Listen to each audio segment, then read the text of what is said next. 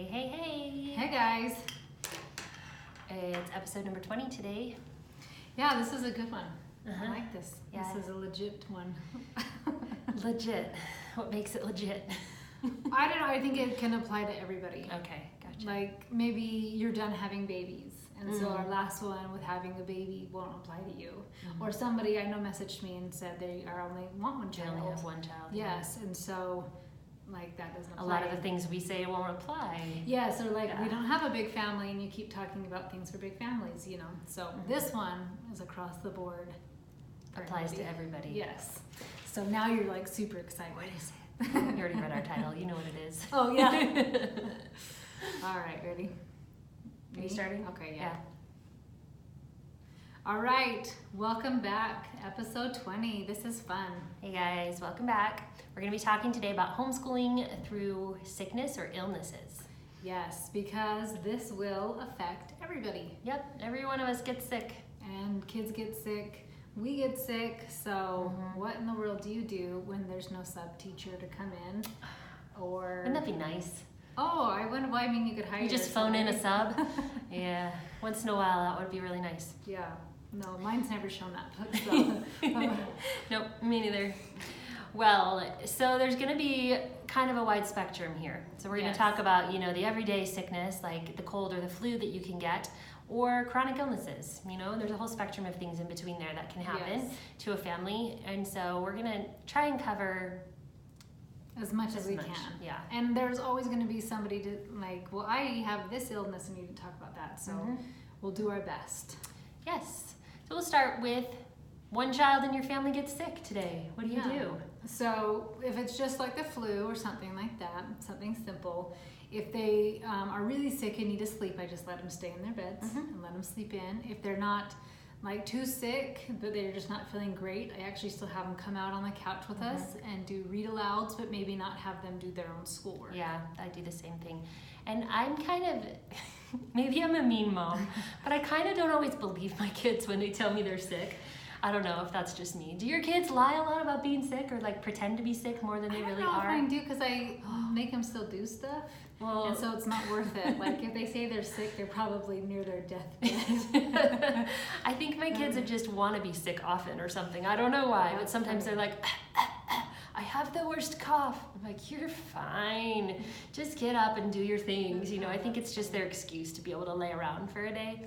So maybe that's just me and my mean mom syndrome. But I do the same as Meg, where I let them, rest in their beds if they need it. And you typically can tell if they have a fever, if they're throwing up, if they're really sick, then yeah, they get a day off.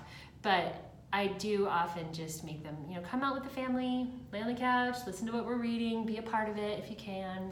Yeah, and there are some sicknesses that if you were in a public school that you wouldn't send your kids, that maybe it is a little cough, but you don't really feel awful, but you have this nasty cough. Yeah.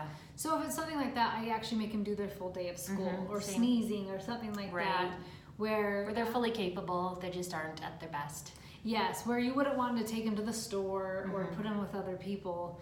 But so if it's kind of those mild sicknesses, I have them do their full day of school. Yeah, I do as well. And so you got to be real sick to get a day off. It's funny. Yeah, I think that you take more days off from regular school than from homeschool sometimes. Well, you know what? You actually don't get sick as much. That's true. Being homeschooled. That's true, yeah. As a lot of kids get sick those first few weeks in public school. Because they're surrounded by everybody's germs. Yes, and you're stuck in this little room with everybody else and coughing and whatever they're bringing in from their own homes. And so I notice my family doesn't get sick as often. Yeah, we don't very often either. And like life just kind of goes on because what else are you going to do? That's true. Yeah. All right, so what if mom gets sick? Then what do we do? That's when you call in the sub. Yeah. I think that's for me when I pick what is most important to get done. And it also depends on my level of sickness. So if you were up all night puking or just sick as a dog, then take it off. Yeah. But if like I'm just a little bit sick, then I'm gonna always try to get scripture study in. Right. Read aloud. Those are my most two important. And then minute with mom is the other one I always try to get in. But if I'm too sick, then I would just do those first two. Yeah. And then I'd go rest. When I have a really bad sore throat or cough, there have been times, where my voice is mostly gone and I make my big kids read the read-alouds. So that helps me a lot too. If you have older kids that you can utilize, they can help. So I do that often. Like my oldest, he's awesome. If he can tell that I'm having I don't feel well day, he's like, just go back to bed. I got it, Mom. And he just helps run things or take care of things. And he's a good kid like that. So I love that. But if your kids are younger, we've talked about the independent learning thing a lot. Let them do as much as they can on their own, and you can also, if you're in a terrible state, put on an educational movie, a documentary, something like that for them. Yes, to and you just may get need to through the rest day. on the couch around them a little bit more Yeah. if you don't have any older kids to kind of help watch with younger kids. Yeah, and it's going to definitely vary depending on your level of sickness and their level of sickness. Yes, but just trying to relax and do your best. Like if your voice is gone because your throat is so hoarse, then you're probably not going to worry about read aloud that day. And just doing your best with how you feel. Right. So then we come into chronic illness, because there's going to be a lot of, and varying levels of things. There's going to be people with depression who have days where they just physically cannot, or mentally cannot do the things that they need to that day. Or, I don't know, there's all different kinds. I was going to say we could list so many different diseases. There's so many things, yes. That just affect your health. And that's going to be a long-term issue. So I would suggest for people that are going to have an ongoing long-term kind of illness, you're going to need to have a style of teaching or curriculum that is a lot more independent, and things that are just open and go, that don't have much preparation, so that when those days come, because they probably will often, that you're able to just keep going, or the kids are able to just keep going, and you can do it from your bed or from the couch, whatever possible. Yeah, absolutely. That creating those independent learners, we were talking about, we have checklists for our kids. And so if you had your kids, you've taught them to be independent learners, and like this is our program, and if mom is sick, whether it's a mental illness or a physical illness, that your kids can still take care of themselves and take care of their own education. Yeah, my kids know their routine and their schedule. They know every day what they have to do. It's very clear to them. And so if they know those things and you're out of commission and you say, go do your school, they know exactly what to do. Yeah, and it's super nice. Just things happen. We've had car crashes or little things where you're just stiff or you don't feel good, right? And so it's nice to know that there's a system that the whole thing won't fall apart. Yeah. You can also do a lot of online classes in those kinds of situations. There's, the whole online programs that you can do, or have an in-home tutor that can come in and do the harder subjects that you're not able to do when you're unwell. This last year, I don't know that I've talked about this on the podcast, but I was diagnosed with thyroid cancer, and it was a really scary thing for me. And I went through, I didn't have to do a lot of treatments, but I did have to have surgery to have my thyroid removed. And that was right at the start of school last year. It was September, wasn't it? It was August. Oh. So mid-August, I had my surgery. And I remember just being so stressed about school. I was like, what am I going to do? It's right when school is starting. How am I going to make this work? And so that was a huge stressor for me. And I felt really just nervous about the school year starting in general because of all of that. And I spent a lot of the summer just being upset. And so I didn't get a lot planned either, and I was emotional through the summer after learning about it, and so it was just kind of a hard summer in general. But then it was a hard school year because I had the surgery, I had a couple of weeks of recovery, but then my voice did not recover for quite a long time. So there was a long period of time where I wasn't able to speak very well. My throat actually would hurt, and it was a big strain to be able to talk. And so a lot of things just weren't able to get done. It was a really tough couple of months for me.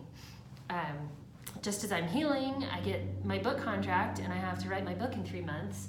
Yeah. So I feel like my last school year was kind of a wash. Yeah, but it wasn't. It wasn't really, though. right? I know. When I look back on it, I'm like, okay, we actually really accomplished everything that I wanted to. I didn't do a lot of extras with my kids. I didn't do, I don't know. In our homeschool co-op group, I don't know if you noticed, someone asked the question yesterday, what were the best things that you had in your school year? And I read that question, I was like, I don't have an answer for that this year. I didn't have a best school year. I had a kind of hard school year. And I don't think I have any advice to give for this school year because it was a rough one. But we survived it, and my kids are fine, and they and learned, still thrived. and they are still on the level they're supposed to be on, and they finished their curriculum, and everything turned out just fine. Right. But the biggest thing I learned through that whole process was, even if you scale way back and cut a lot of the extras that are unnecessary that you just want and like we really didn't do foreign language this year, and we really didn't do, just a lot of the extra things that I really like to keep in there. They just didn't happen. We did language arts, we did math, we did science sometimes, and we did reloads. And pretty much, we got the basics done. And my high schooler did his own thing all the time. But we were fine, and we did what needed to be done. And so I learned that scaling back and simplifying is okay during those really hard times, and they're gonna come. It might be car accidents, it might be chronic illness, it might be whatever it might be that comes at you in life. It's okay to simplify and just push forward with what you have. Yeah, so I had cancer, luckily, like poor Karin had to go through. But after I had baby number 5, they gave me medicine, and I had a really bad allergic reaction to it. And so it's left me with chronic, I don't even know, is illness the right word? I don't know. Just some symptoms that have really affected her in a hard way. And so sleep's a huge one. And so sometimes I'm so exhausted that I just have to go to sleep. And so that is why I do what I can get done, or I just switch it, like I'm going to take a nap and then we're going to do school in the afternoon. I do my best to make our routine as the same as much as possible, but sometimes you just have to. And I have those days also with having my thyroid removed. It really changes your energy levels. And so there are days, and my kids know those days now. They can see it, or I say it, where I'm like, it's one of those days where I have nothing in me. And they're like, oh, okay, just lay down, Mom. It's okay. We've got this, which I love. And it's amazing to me that they can do that, and they know how to do that now. But it can be really tough, and you can just have these hard days where you have nothing in you.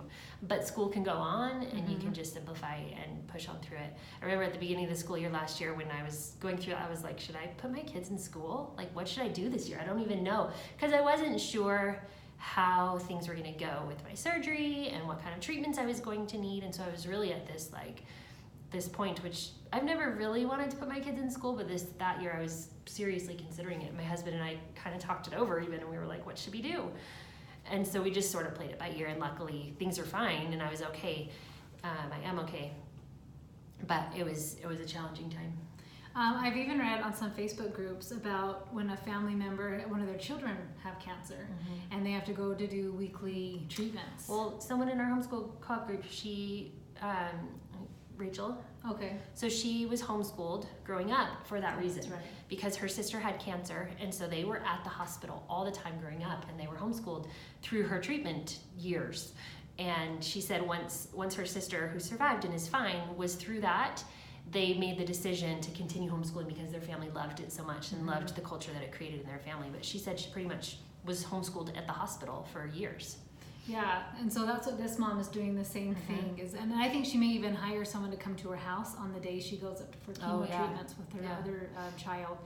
But with the right mindset and being willing to just relax with things and figuring out, like, some days I'm at my best, some days I'm not, and just being willing to try different things until you find something that works, especially with chronic illness and mental illness and stuff like that. Yeah, definitely. And also just be willing to give yourself grace that there's going to be hard days that come along, and it's okay to just push through those, and your kids aren't going to fall behind from a day missed here and there. Right, and I think that part of the reason I do my summer school is because I never feel guilty. There's no guilt over missing a school day if you're doing school year round. Yeah, I was going to mention that also. Like, I don't, if somebody, and I'm lucky that I don't get sick often, but I do have to, if I have a late night, I will have to take a nap the next day. And so it's not going to ruin everything if a day of school gets missed. Yeah. Let's see, anything else that we wanted to cover on that one? I feel like... Yeah, it's kind of figuring out your family dynamic. And I think the more you can create independent learners, the better you can go with mom being sick or one child being sick that needs mom. Yeah. Because we kind of, if you have a baby that's sick, and it just needs to be held. There are those days where all you can do is just hold the baby all day long. Yeah. Yes, and so little Master George had a few pretty high fevers, and I would just hold them, and that's what school was that day. Yeah. And they went and did their own thing, and I just will double up minute with mom. That I'll do 2 days of checking versus just the 1. Yeah. But then I just kind of also feel like if you're to a point where you don't feel like it's even possible, it's okay. You're not a failure if you have to put them back in school for a little while. Yeah. You're not a failure. Don't feel like you're failing if you need a break. Yeah, and I think because I was at that point, and I felt like a failure in that moment, thinking, what if I can't homeschool my kids anymore? What would I do? And it was almost like I have failed. But you can't feel like that. You can't be so hard on yourself when you need that time away. Well, I think that's why you need to be really in tune with the Spirit and saying, like, no, Karen, you've got this. Like, I know it seems hard and daunting, but like, you've got this. Or it's maybe the Spirit says, Karen, now is the time to put your babies in school, and they're going to be okay. Right. Yeah. And so, and that's, I mean, this whole podcast is called to homeschool, and that's listening and taking that plunge of faith. Right. And so, and maybe that plunge is if the illness is so chronic where you're not really functioning to the best of your ability. Actually, my friend, she's passed away now. She homeschools. She helped me homeschool, and she got cancer right when our babies are just a few months apart. And she found out a few days after he was born. And she homeschooled through her cancer treatment as long as she could, and then it was obvious that it was going to be terminal. Yeah. That she put her babies in school. She didn't have any other choice, and it wasn't because she was a failure or anything, but she was this beautiful, beautiful woman, and her children look back on those homeschool years with it was so ton special. of fondness. Yeah. I feel really emotional talking about I know, it. you're She passed crying. away like 6 years ago. But it was just a very treasured time that they got with their mom. Though I didn't mean to make us both cry. But like how tender that they had all those years with her before she passed, that they got to spend that time with her. So that took a weird tangent. No, I think that was beautiful. It's beautiful that it's do your best and then follow the Spirit. And if you feel like the illness has gone too far and your health is really being affected, then follow your gut, what you know is right. Yeah. Ooh, yeah, sorry. It makes Karen's beautiful blue eyes sparkle, though. It does, and I know when they're wet, right? But yeah, so whether it's the sniffles or something big, like there is a way to do it, and at the end of the day, follow your gut, what you should do with your babies. But you've got this.